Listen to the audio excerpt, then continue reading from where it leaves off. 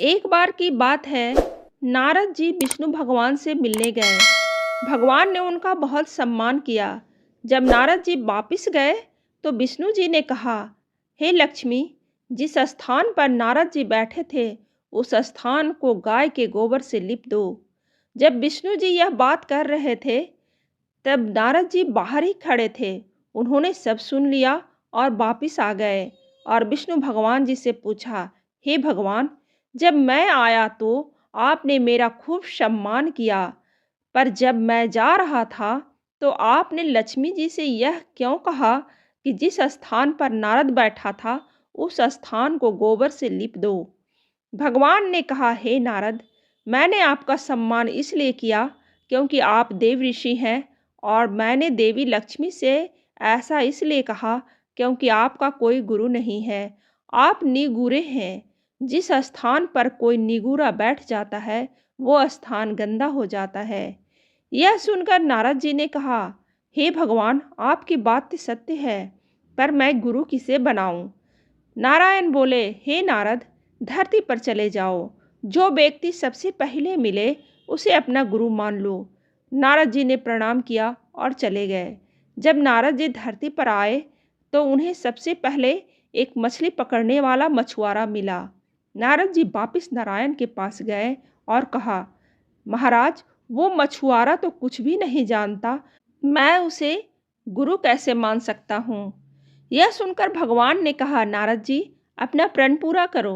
नारद जी वापस आए और उस मछुआरे से कहा, मेरे गुरु बन जाओ। पहले तो मछुआरा नहीं माना, बाद में बहुत मनाने से मान गया। मछुआरे को राजी करने के बाद नारद जी लौटकर भगवान के पास आए और कहा, हे भगवान, मेरे गुरु जी को तो कुछ भी नहीं आता, वे मुझे क्या सिखाएंगे? यह सुनकर विष्णु जी को क्रोध आ गया। उन्होंने कहा, हे नारद, गुरु निंदा करते हो, जाओ, मैं आपको श्राप देता हूँ कि आपको 84 लाख योनियों में घूमना पड़ेगा। यह सुनकर नारद जी ने दोनों हाथ जोड़कर कहा, हे भगवान, आप इस श्राप से बचने का उपाय भी बता दीजिए। भगवान नारायण ने कहा, इसका उपाय जाकर अपने गुरुदेव से पूछो। नारद जी ने सारी बात जाकर गुरुदेव को बताई।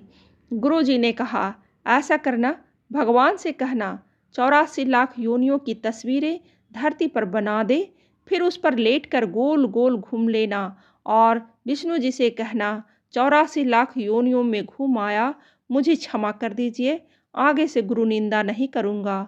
नारद जी ने विष्णु जी के पास जाकर ऐसा ही किया। उनसे कहा, 84 लाख योनियाँ धरती पर बना दो और फिर उन पर लेटकर घूम लिए और कहा, नारायण, मुझे क्षमा कर दीजिए, आगे से कभी गुरु निंदा नहीं करूँगा। यह सुनकर विष्णु जी ने कहा, देखा, जिस गुरु की निंदा कर रहे थे उसी गुरु ने मेरे श्राप से बचा लिया। नारद जी, गुरु की महिमा अपरंपार है। गुरु गूंगे, गुरु बाबरे, गुरु के रहिए दास, गुरु जो भेजे नरक को, स्वर्ग की रखिए आस। गुरु चाहे गूंगा हो, चाहे गुरु बाबरा हो, गुरु के हमेशा दास रहना चाहिए।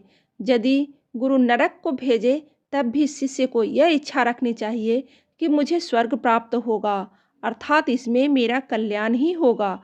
यदि शिष्य को गुरु पर पूर्ण विश्वास हो तो उसका बुरा स्वयं गुरु भी नहीं कर सकते। कहानी अच्छी लगे तो लाइक जरूर करें और ऐसी ही कहानी सुनने के लिए सब्सक्राइब बटन दबाइए।